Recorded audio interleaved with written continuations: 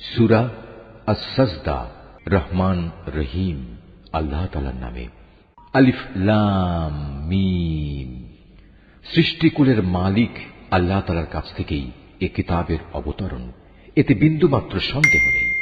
তারা কি কথা বলতে চায় এ কিতাবটা সে ব্যক্তি রচনা করে নিয়েছে? না, বরং এ হচ্ছে তোমার মালিকের কাছ থেকে নাজিল করা একটি সত্য কিতাব।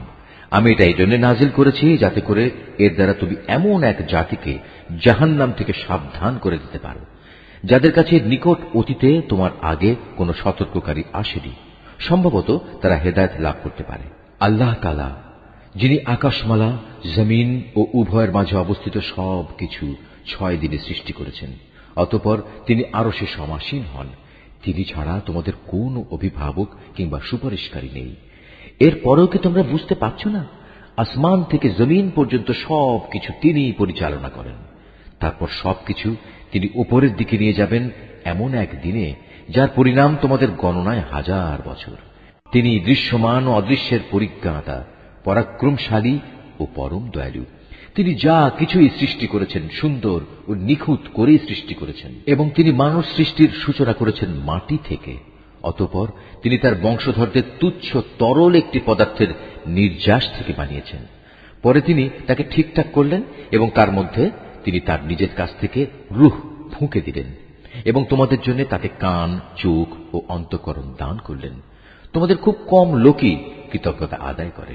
আল্লাহ তাআলাকে যারা অস্বীকার করে তারা বলে, আমরা মৃত্যুর পর যখন মাটিতে মিশে যাব তারপরেও আমাদের আবার নতুন করে পয়দা করা হবে।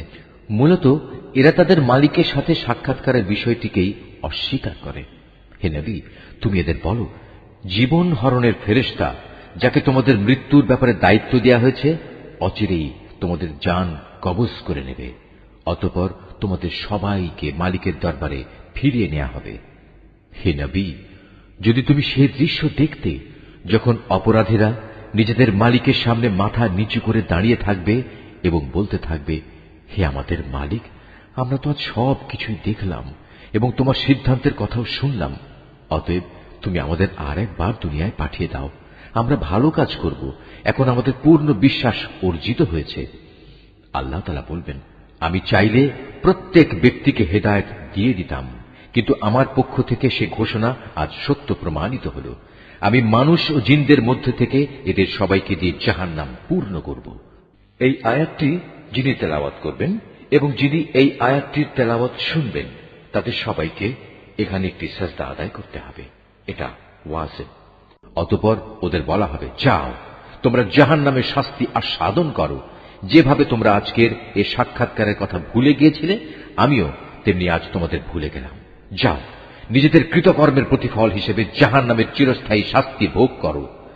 আমার আয়াতসমূহের উপর তারাই ঈমান আনে। যখন তাদের আয়াত দ্বারা উপদেশ দেয়া হয় তখন তারা সাথে সাথেই সাজদাবনত হয়ে পড়ে।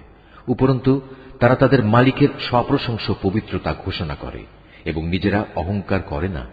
তাদের পার্শ্বদেশ রাতের বেলায় বিছানা থেকে আলাদা থাকে। তারা নিশুতি রাতে আযাবের ভয়ে এবং জান্নাতের আশায় তাদের মালিককে ডাকে। তদুপরি আমি তাদের যা কিছু দান করেছি তারা তা থেকে আমার পথে ব্যয় করে। কেউ জানে না কি ধরনের নয়ন প্রীতিকর বিনিময় তাদের জন্য লুকিয়ে রাখা হয়েছে। মূলত তা হবে তাদের কাজের যথার্থ পুরস্কার। যে ব্যক্তি মোমেন সে নাফরমান ব্যক্তির মতো হয়ে যাবে? না, এরা কখনো এক সমান হতে পারে না। অতএব যারা ঈমান এনেছে এবং নেক আমল করেছে তাদের জন্য সুরম্য জান্নাতে বাসস্থান হবে।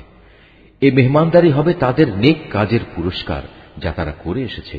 যারা আল্লাহ তাআলার নাফরমানি করবে তাদের বাসস্থান হবে জাহান্নামের আগুন।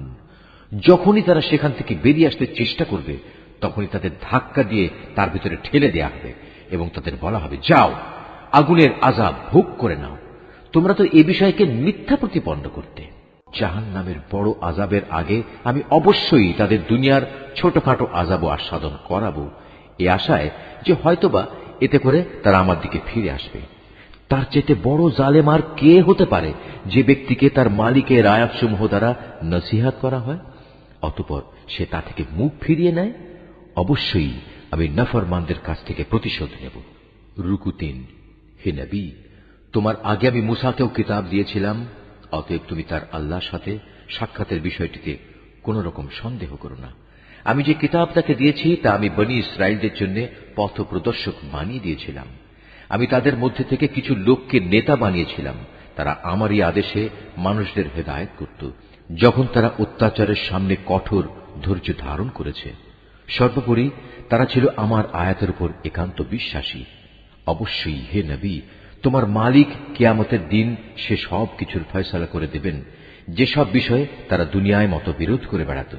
হে নবী, তোমার জাতির লোকেরা কি এ থেকে হেদায়েত পায়নি যে আমি তাদের আগে কত জাতিকে ধ্বংস করে দিয়েছি, যাদের বাসস্থান সমূহের মাঝ দিয়েই তারা সব সময় চলাফেরা করে? অবশ্যই এতে তাদের আল্লাহ তাআলাকে জানা ও চেনার জন্য অনেকগুলো নিদর্শন রয়েছে। এরপরেও কি এরা শুনবে না? ওরা কি লক্ষ্য করে দেখে না আমি কিভাবে উর্বর ভূমির উপর পানি প্রবাহিত করি এবং পরে তারই সাহায্যে আমি সেই ভূমি থেকে ফসল বের করে আনি, যা থেকে তাদের গৃহপালিত জন্তুগুলো যেমনি খাবার গ্রহণ করে তেমনি খায় তারা নিজেরাও। এ সত্ত্বেও কি এরা আল্লাহ তাআলার অসীম কুদরতের চিহ্ন দেখতে পায় না? তারা বলে, যদি তোমরা তোমাদের দাবিতে সত্যবাদী হও তাহলে সেই বিচারের ক্ষণটি কখন আসবে যার কথা বলে তোমরা আমাদের ভয় দেখাচ্ছ? হে নবী, তুমি বলো, যারা কুফরি করেছে বিচারের দিন তাদের ঈমান কোনোই কাজে আসবে না, না তাদের কোন রকম অবকাশ দেওয়া হবে। অতএব হে নবী, তুমি এদের এসব কথাবার্তা থেকে বিমুখ থাকো এবং তুমি শেষ দিনের অপেক্ষা করো। তারাও অপেক্ষা করছে।